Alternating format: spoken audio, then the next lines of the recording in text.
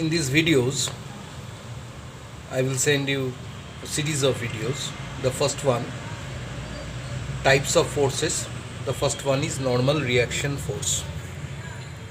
Normal reaction force যখন একটা বডিকে একটা সারফেসের এগেনস্টে প্রেস করা হয়, সারফেসটা যদিও বাইরে থেকে মনে হয় রিজিড সারফেস, কিছুটা হলেও ডিফর্ম হয় আর ডিফর্ম করে and pushes on the body with a normal reaction force that is perpendicular to the surface. মানে এমন একটা সিচুয়েশন কনসিডার করো, তুমি একটা বই রেখেছো মাথার উপরে, রেখে বইটা মাথার উপর নিয়ে দাঁড়িয়ে রয়েছো, মাথার উপর একটা পেইন ফিল করবে because of the force exerted by the book on your head. ফিজিক্সের ল্যাঙ্গুয়েজে বইটাও কিন্তু ফোর্স প্রোভাইড করছে on your head normal to the surface of contact in downward direction. এবার নিউটনের থার্ড ল অফ মোশন অনুযায়ী আমার মাথাটাও বা যার মাথায় রয়েছে লোডটা তার মাথাটাও এটা ফোর্স অফ সেম ম্যাগনিটিউড বইয়ের উপরে এক্সার্ট করবে normal to the surface of contact in the upward direction. তাহলে normal reaction force adjustable force কোথায় অ্যাক্ট করছে? Contact point of two bodies in the direction normal to the surface. এই ফোর্সকে normal reaction ফোর্সও বলে। তো এর nature আর characteristics কী সেটা আমরা অবশ্যই আলোচনা করব। That means normal forces act whenever two bodies are contact with each other. কতগুলো নর্মাল ফোর্স অ্যাক্ট করবে একটা বডিতে সেটা ডিপেন্ড করে কতগুলো সারফেস রয়েছে বা পয়েন্ট অফ কন্ট্যাক্ট রয়েছে। যতগুলো পয়েন্ট অফ কন্ট্যাক্ট থাকবে ততগুলো নর্মাল ফোর্স ড্র করা যাবে। ফোর্সটা সবসময় যে বডির উপরে অ্যাক্ট করবে, it will be pointing outward of the surface, it will not be directed inward. এটা মাথায় রাখতে হবে। কিন্তু কখনো কখনো ডিরেক্টেড ইনওয়ার্ডও হতে পারে। কখন? When the body is glued to the surface. একটা সারফেসে যদি একটা বডি আটকে থাকে তাহলে কিন্তু the force will be directed inward. এই ক্ষেত্রে আমরা if you try to move the body up, the glue will try to exert a force inward, but if there is no glue between the surface and the body, এটা আমাদের common experience, it is easier to pull up the body. The surface will not offer any resistance. So we can conclude that normal force acts outward. Normal force can push a body but can never bind two or more bodies together. তো দেখা যাক, এখানে একটা body রয়েছে, টেবিলের উপর একটা বই লাই করছে, ওর ওয়েটটা সেন্টার অফ গ্র্যাভিটি থেকে নিচের দিকে অ্যাক্ট করছে। তো নর্মাল ফোর্সটা ইট ইজ নট এসেন্সিয়াল যে সেন্টার দিয়েই সবসময় অ্যাক্ট করবে, করতে পারে নাও করতে পারে, সেটা পরের প্রশ্ন, সিচুয়েশন অনুযায়ী ভ্যারি করবে। এখানে ওয়েটটা নিচের দিকে অ্যাক্ট করবে, normal reaction on the block হবে আউটওয়ার্ড, কোন দিকে? Perpendicular to the surface. That means এই সারফেসের সঙ্গে 90 ডিগ্রি করে নর্মাল রিয়াকশানটা উপরের দিকে হবে। এটা হচ্ছে normal reaction on the block. তা নর্মাল রিয়াকশন যদি সারফেস ধরি তাহলে সারফেসের থেকে বাইরের দিকে, ঠিক উল্টো দিকে হবে। তো দুটো সারফেস কন্ট্যাক্টে রয়েছে, ব্লকটা আর টেবিল টপটা। Normal reaction on the block outward, ব্লকের বাইরে উপরের দিকে। আর normal reaction on the surface যদি ধরি ঠিক তার অপোজিট ডিরেকশনে হবে। সিমিলারলি ধরা যায় এখানে প্ল্যাঙ্ক রয়েছে, এই নর্মাল রিয়াকশান কোথা থেকে অ্যাক্ট করবে? পয়েন্ট থেকে, পয়েন্ট অফ কন্ট্যাক্ট থেকে, সারফেস অফ কন্ট্যাক্ট বা পয়েন্ট অফ কন্ট্যাক্ট থেকে নর্মালি আউটওয়ার্ড। তাহলে এটা কোন দিকে অ্যাক্ট করবে? এই সারফেসের সাথে পারপেন্ডিকুলার। আর এই পয়েন্ট অফ কন্ট্যাক্ট এই সারফেসের সাথে পারপেন্ডিকুলার ডিরেকশন আউটওয়ার্ড, মানে এই দিকে। তাহলে নর্মাল রিয়াকশান ফোর্স দুটো হবে, একটা উপরের পয়েন্ট অফ কন্ট্যাক্ট থেকে পারপেন্ডিকুলার টু দ্য উপরের সারফেসটা, আর একটা নিচের পয়েন্ট অফ কন্ট্যাক্ট থেকে perpendicular to the horizontal surface. এটা হচ্ছে normal reaction on the plank or the body এ। আর normal reaction on the surface যদি ধরি তাহলে হবে normal reaction on the surface ঠিক অপোজিট ডিরেকশনে, আউটওয়ার্ড, এরকমভাবে অ্যাক্ট করবে। দেখে এটা মাঙ্কি দুটো ওয়ালের ভেতরে এইভাবে দাঁড়িয়ে রয়েছে, উপরে এই দুটো ওর হ্যান্ড আর এই দুটো হচ্ছে ওর লেগ, এরকম সাপোর্ট করে দুটো ওয়ালের মধ্যে রয়েছে। পয়েন্ট অফ কন্ট্যাক্ট একটা, দুটো, তিনটে। তাহলে normal reaction on the monkey হবে আউটওয়ার্ড এই সারফেসের পারপেন্ডিকুলার, এর সাথে 90 ডিগ্রি করে এদিকে, আর এর সাথে পয়েন্ট অফ কন্ট্যাক্টের 90 ডিগ্রি করে এদিকে। যদি এই দুটো ফোর্স আর এই ফোর্সটা ব্যালেন্স করে তাহলে পরে ও নিয়ে জায়গাতেই থাকবে। সিমিলারলি এই প্ল্যাঙ্কটা দেখো ভালো করে, পয়েন্ট অফ কন্ট্যাক্ট হচ্ছে এটা সারফেস অফ কন্ট্যাক্ট নেই, পয়েন্ট অফ কন্ট্যাক্ট রয়েছে। তো এখান থেকে তো পারপেন্ডিকুলার রাখতে পারবে না, একটা পয়েন্ট থেকে কী করে পারপেন্ডিকুলার রাখবে? সেক্ষেত্রে আমরা করব কি, এখান থেকে এই প্ল্যাঙ্কের পারপেন্ডিকুলার লাইনটা এই পয়েন্ট থেকে, এটা হবে normal reaction.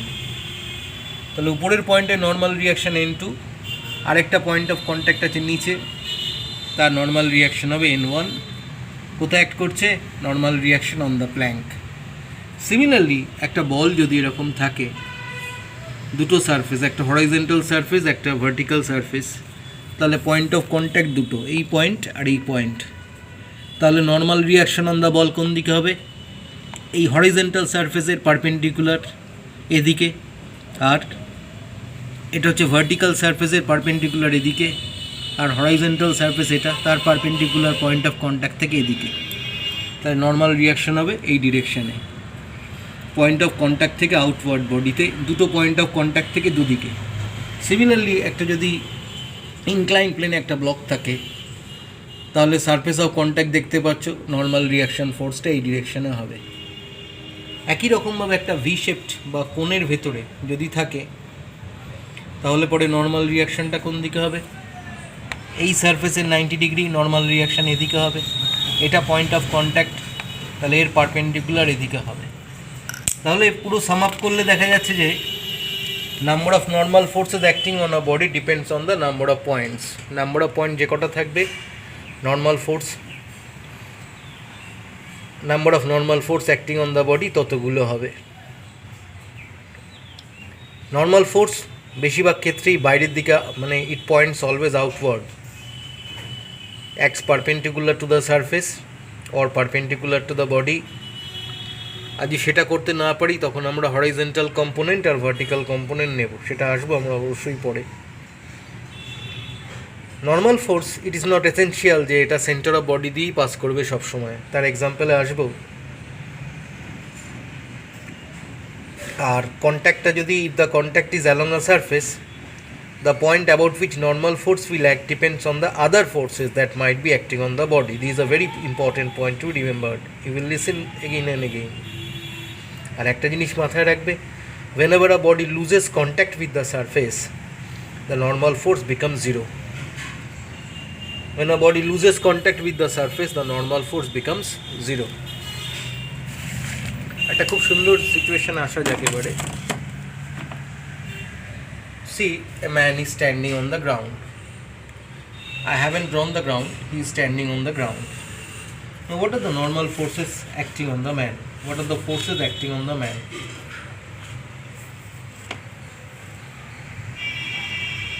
Point of contact কোথায়? দুটো পা হচ্ছে point of contact. Now no one is pushing you. When no force acts, normal force is equal and the net normal force passes through the center of the man. কেন net normal force বলা হচ্ছে এখানে?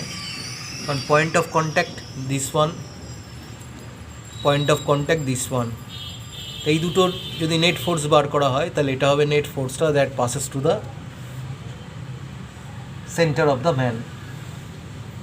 কিন্তু the situation becomes different when someone pushes the man. কেউ force দিয়ে লোকটাকে ঠেলা দেওয়ার চেষ্টা করলো, তখন কী হবে? এই ফোর্সটা কাউন্টারেট করার জন্য এই নর্মাল রিয়াকশান ফোর্সটা যেটা সেন্টার দিয়ে পাস করছিল, এটাকে কাউন্টার করার জন্য আস্তে আস্তে নর্মাল রিয়াকশানটা will shift towards the right. The normal reaction will shift towards the right. ফোর্সটা যত বাড়তে থাকবে এই নর্মাল রিয়াকশানটা আস্তে আস্তে ডান দিকে শিফট করতে থাকবে। এবার যখন ম্যাক্সিমাম ফোর্স যেটা লোকটা নিতে পারে টাম্বেল ডাউন হওয়ার আগে, পড়ে যাওয়ার আগে, তখন নর্মাল রিয়াকশানটা একদম এইখান থেকে অ্যাক্ট করবে এই দিকে। এটা হচ্ছে maximum force that the man can take. ফোর্সটা যদি এটাকেও এক্সিড করে যায় তাহলে পরে লোকটা দাঁড়িয়ে থাকতে পারবে না, পড়ে যাবে। ঠিক একটা ব্লকেরও ব্যাপারটা তাই হয়। একটা ব্লক যখন রেস্টে রয়েছে তখন নর্মাল রিয়াকশানটাও সেন্টার অফ গ্র্যাভিটি দিয়ে পাস করবে, কিন্তু ব্লকটাকে যদি ফোর্স দেওয়া হয় তাহলে normal reaction centre of gravity দিয়ে পাস করবে না। ম্যাগনিটিউড অফ ফোর্স যত বাড়বে, নর্মাল রিয়াকশান ফোর্সটা প্রথমে এখানে ছিল, ফোর্স বাড়ালে এখান থেকে অ্যাক্ট করবে উপরের দিকে, আরও ফোর্স বাড়াবে অ্যাক্ট করবে এখান থেকে উপরের দিকে, আরও ফোর্স বাড়াবে অ্যাক্ট করবে এখান থেকে উপরের দিকে। এটা হচ্ছে ম্যাক্সিমাম ফোর্সের নর্মাল রিয়াকশান। এর থেকে বেশি ফোর্স যদি দেওয়া হয় তাহলে পরে the body will tumble. So one important point that is that normal force has nothing to do with gravity. You can have normal force without gravitational force act on it. এরকম ক্ষেত্রে যখন force দেওয়া হচ্ছে লোকটাকে, তখন লোকটা দাঁড়িয়ে থাকার জন্য যেটা করবে, দুটো পা ওয়াইড করে দেবে, দুটো পা বেশি ফাঁক করে দাঁড়াবে। As you widen your legs, normal force has more distance to cover before you topple. সেই জন্য আবার নর্মাল ফোর্স জিরো হয়ে যেতে পারে, even if two bodies are in contact with each other. সেটা আমরা আসবো যখন লিফটের আলোচনা করব তখন। তো এক্ষেত্রে একটা জিনিস আলোচনা না করলেই নয়, সেটা হচ্ছে reaction in a moving lift. Moving লিফটের রিয়াকশানটা কীরকম হয়। Now we will discuss this things. ধরা যাক একটা লিফট, আমি এখানে দুটো অবজারভার নিচ্ছি।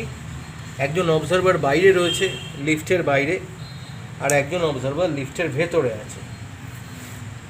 দুটো ক্ষেত্রে কী হবে না, মানে all of us are familiar with a peculiar feeling experienced while traveling in a modern lift. When the lift starts from rest in the upward direction with an acceleration, we actually feel a gain in weight till the lift attains a steady velocity. যখন steady ভেলোসিটিতে আসবে তখন কিন্তু আমাদের মনে হবে না আমরা weight gain করেছি। Now when the lift is descending, just the reverse feelings are experienced during starting and stopping of the lift. ধরা যাক একটা লোক লিফটের মধ্যে দাঁড়িয়ে রয়েছে। So weight mg is acting downward and the normal reaction on the man is acting in the upward direction. It is indicated by capital R. Weight is indicated by mg. This is the free body diagram in equilibrium situation. Now the lift is rising vertically upward with an acceleration a. So R is more. Why the R is more? Because it is moving in the upward direction. Mg is pulling it downward. R is trying to lift it upward. Since it is moving upward with an acceleration, we may consider that R is always greater than mg. So two forces acting in the upward direction. So then what is the net force? Net force হচ্ছে mass into acceleration. m এর ডিরেকশনে R আছে, তাহলে এটা positive হবে। m কে oppose করছে mg, এটা negative হবে। তাহলে ma is equal to R minus mg. So what is R? It is the normal reaction force.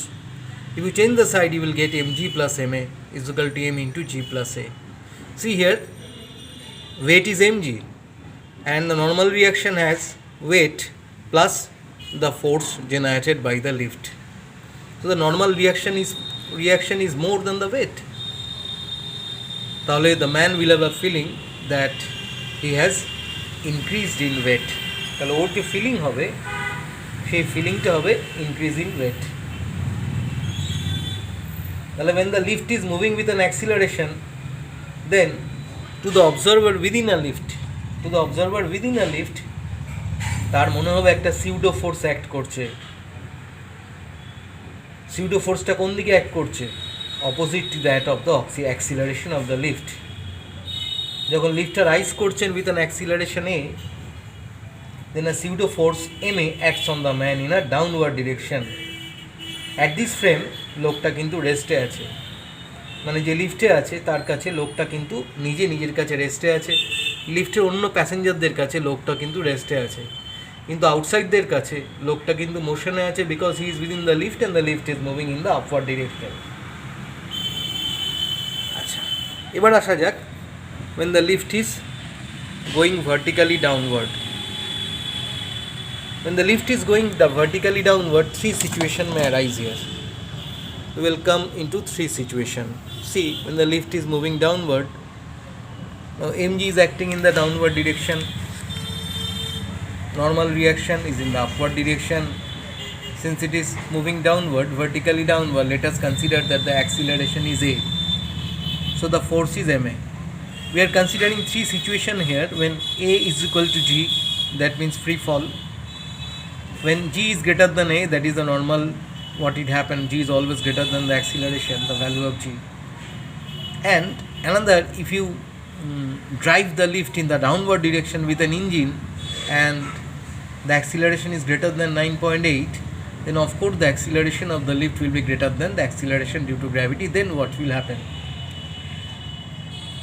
Let us consider the first case when g is greater than a, that is the normal situation when his lift is going vertically downward. So what will be the normal reaction?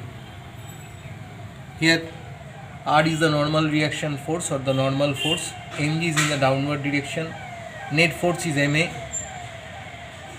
In the direction of the net force mg is acting and r is opposing, তাহলে mg positive sign হবে, r negative sign হবে, তাহলে net force ma is equal to mg minus r. m এর ডিরেকশনে mg আছে তাই দুটোই positive হলো, oppose করছে r তাই r এর ভ্যালুটা নেগেটিভ হলো, তাহলে ma is equal to mg minus r, side change, then the normal reaction force is equal to mg minus ma. The normal reaction force is less than the weight is mg, and mg minus ma means the value of r is less than the weight of the man. So the man within the lift will have a feeling of weightlessness. লোকটার মনে হবে তার যেন wait কমে গেছে। Actually the weight remains same, the weight of the man remains same. What has changed is the force exerted by the lift surface on the man, and this is the value of the normal force. Under normal situation, when the lift is at rest or moving with constant velocity, then value of acceleration is 0. In this situation, normal reaction and weight are equal. Normal reaction is equal to the weight. So the weight we feel is equal to our actual weight. The weight we feel is actually equal to our actual weight. Now when the lift is accelerating downward, a normal force is less than the weight. A normal force or the normal reaction force R is less than the weight. That is the reason we feel lighter. Actually we are not lighter, but we feel that we are lighter because of the decreasing normal reaction force. তার মানে আমাদের feelings যেটা হচ্ছে সেটা হচ্ছে normal reaction ফোর্সের জন্য ফিলিংসটা হচ্ছে। That is the reason weight measuring equipment is the perceived weight or the weight we feel and not the actual weight. যখন আমরা ওয়েইং মেশিনে দাঁড়িয়ে আমরা ওয়েট মাপি তখন আমরা যে ওয়েটটা ফিল করি সেটা কিন্তু আলাদা, অ্যাকচুয়াল ওয়েট কিন্তু আলাদা। We can easily see that the weight measured by the equipments is the perceived weight or the weight we feel and not our actual weight. So the weight that the weighing machine shows or displays when we stand on it is actually the weight that we feel. This is very important point. Now when A is equal to G, what will happen? mg minus ma. When A is equal to G, then substitute A by G, so mg minus ma will become mg minus mg. Normal reaction force is 0. So there will be no normal reaction force even when two bodies are contacting each other.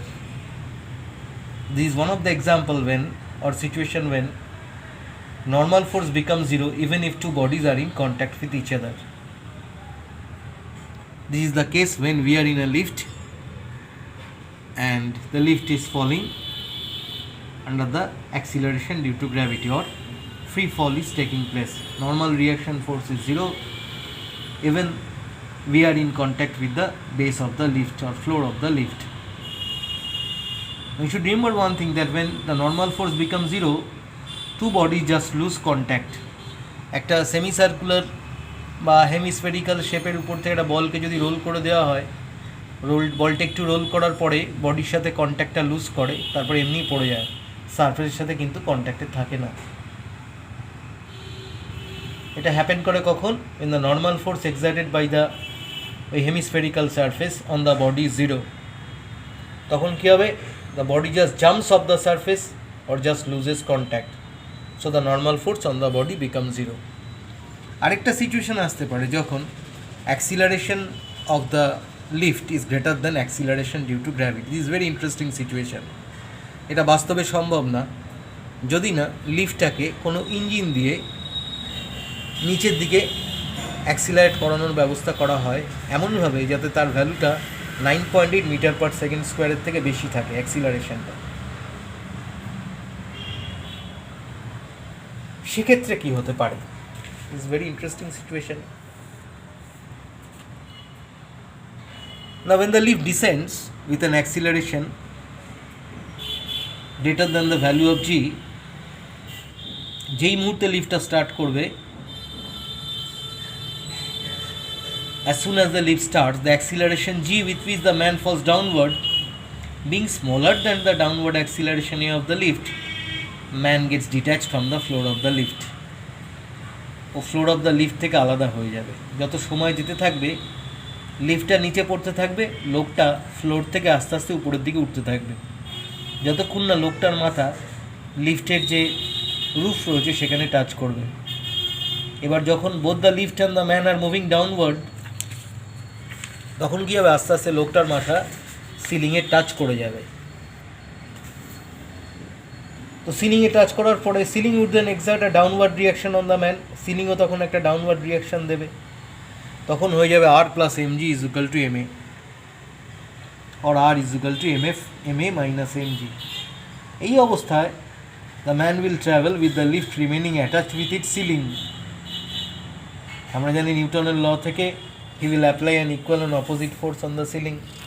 তাহলে লোকটা মাথা দিয়ে press করবে সিলিংয়ে with the force ma minus mg in the vertically upward direction.